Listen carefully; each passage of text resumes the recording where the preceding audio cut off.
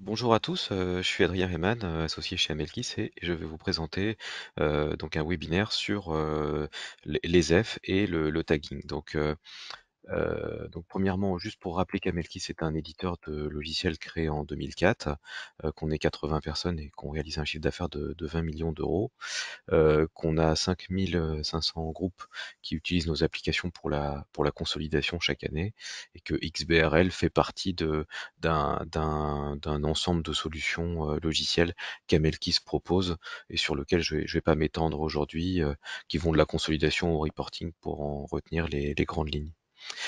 Parmi nos clients, toute offre confondue, on a des groupes dans tous les secteurs d'activité, distribution, etc. Des groupes de toute taille, comme France Télévisions par exemple ou Fleury Michon, et dans des cabinets de conseil, dans l'immobilier, dans l'industrie, enfin c'est un panel très large de groupes. Sur la partie XBRL, donc on est un éditeur certifié XBRL, on a plus de 200 groupes qui nous sollicitent chaque année sur le tagging, et on est partenaire des cabinets d'audit et des agences de communication qui travaillent sur le sujet. Nos solutions servent pour le tagging, la conception de taxonomie pour beaucoup de groupes dans le segment A, B et C. Et maintenant, je vais en venir à la présentation de la manière dont on fonctionne sur la partie XBRL en prenant donc un cas qui est le groupe Compagnie des Alpes qui a déposé son rapport au mois de janvier 2024, un exercice décalé, pour vous expliquer un peu le processus de réalisation du tagging. Donc, ce qui est fait chaque année, c'est une revue de la taxonomie en fonction des demandes de modification du client, des commissaires aux comptes. Donc on a un fichier Excel de paramétrage qu'on partage avec le commissaire aux comptes et le client et qui définit l'ensemble des concepts qui sont utilisés pour le tagging des états financiers. Donc il y a une petite formation rapide pour comprendre comment fonctionne ce fichier et ça permet de faciliter la communication entre tout le monde. Donc dans le premier onglet, on a la liste des concepts qui sont utilisés. Donc ça, c'est pour le compte de résultat. Donc ça, c'est les concepts du compte de résultat. Après, on a le résultat global, le bilan, actif et passif, le tableau de flux de trésorerie, la variation des capitaux propres avec les colonnes et les lignes, sans oublier tout ce qui est tagging des notes annexes. Pour toutes les extensions, on a la définition des extensions avec leur wader et éventuellement leur narrower, leur sens comptable et leur période, duration ou instant. On a également tout ce qui est calcul, qui est défini ici, qui est assez simple, hein. J'agrandis un petit peu, où on a pour le compte de résultat, par exemple, la liste de tous ces comptes-là qui vont s'agréger dans l'agrégat EBITDA. Voilà, donc c'est éléments et parents de calcul. Donc là, on a tous les calculs pour l'ensemble des états financiers. Et puis après, on a tout ce qui est label, c'est-à-dire les traductions, enfin le libellé des rubriques d'extensions qu'on a créées. Donc ça, ce sont les extensions et les traductions en français, parfois en anglais, mais en anglais, elles sont quand même générées automatiquement par l'application en fonction du nom du concept. Donc ça, c'est pour la partie taxonomie. Donc ce fichier est chargé dans l'application Amelkis XBRL qui sert à réaliser le tagging du client. Ensuite, pour la partie mise en œuvre du tagging dans le document, donc dans l'application Amelkis XBRL, alors je rappelle que Amelkis propose soit un service entièrement externalisé où ce sont des consultants Amelkis qui font le tagging en fonction des échanges qu'il y a eu et du fichier Excel que je vous ai présenté sur la taxonomie. Et donc c'est les consultants Amelkis qui font le tagging, c'est peut-être beaucoup plus, ça a été beaucoup plébiscité, ça l'est encore aujourd'hui, c'est-à-dire que Euh, si vous déposez à l'AMF cet après-midi, vous donnez votre document le matin et 2-3 heures après, vous avez le tagging complet qui est réalisé et on fait plusieurs taggings tout au long c'est à peu près entre 3 et 4, puisqu'il y a un premier tagging qui est fait sur un document provisoire, après il y a des revues par des commissaires aux comptes, et puis après il y a le document final qui est déposé à l'AMF, donc il y a souvent 3-4 taggings qui sont faits. Donc, on peut taguer du PDF, donc les consultants à Melkis taguent du PDF, des documents HTML quand ils sont conçus directement par les agences sur HTML, du Word du document, ça peut être des documents aussi Google Doc aussi.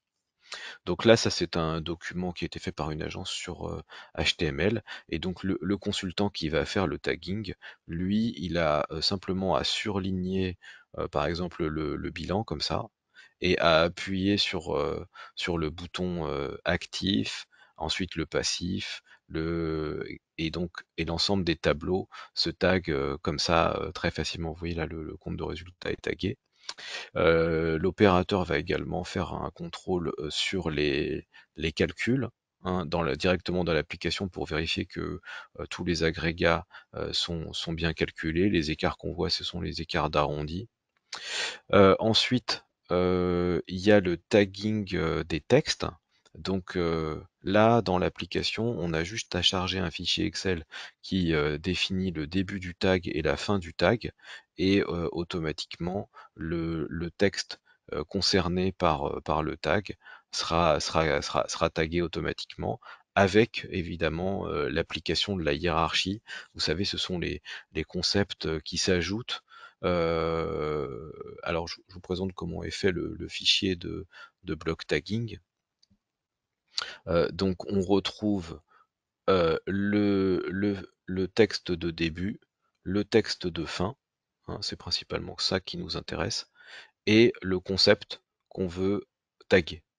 Et ici, il y a également l'onglet où se situe la hiérarchie, c'est-à-dire tous les concepts. Je vais mettre un peu dans une autre couleur, ça fait un peu mal aux yeux. Hop, voilà, où on a le concept qui est, et puis le parent. Et donc l'application va automatiquement, ici c'est toutes les lignes en bleu, euh, euh, ajouter dans le bloc tagging les parents, les concepts qui n'auraient pas été mis dans le tagging de base. Donc après, il suffit de lancer le tagging automatique.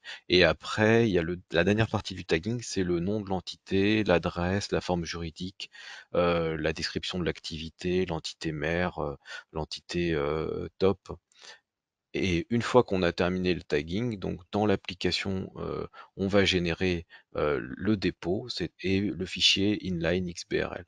Donc on les retrouve ici, et c'est ça qu'on donne au client avec un fichier de contrôle. Donc on va regarder comment est fait le premier fichier, c'est le fichier de visualisation des tags.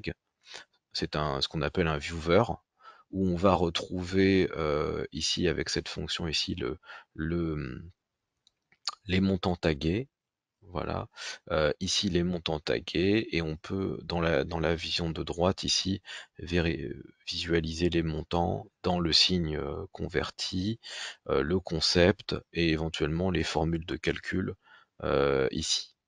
Après, on voit tout ce qui est block tagging, là, avec ce qui fait aussi la force de l'application, c'est la visibilité des tags, c'est-à-dire que même quand vous êtes sur des éléments du type tableau, vous ne perdez pas la mise en forme des tableaux d'origine. Donc, ce qui est vraiment important pour les commissaires aux comptes, les investisseurs, qui verront dans les tags exactement la présentation des tableaux qui sont. Donc ça, c'est vraiment ce qui est demandé. C'est la meilleure qualité qu'on puisse obtenir à partir d'un document, puisqu'on conserve les couleurs, la position, et que c'est lisible dans n'importe quel navigateur. Euh, Donc ça, c'est pour le viewer. On a l'archive. Bon, l'archive en général, on la regarde pas trop parce que c'est des fichiers informatiques où on retrouve le report et les différents répertoires de calcul, de définition, c'est vraiment la taxonomie.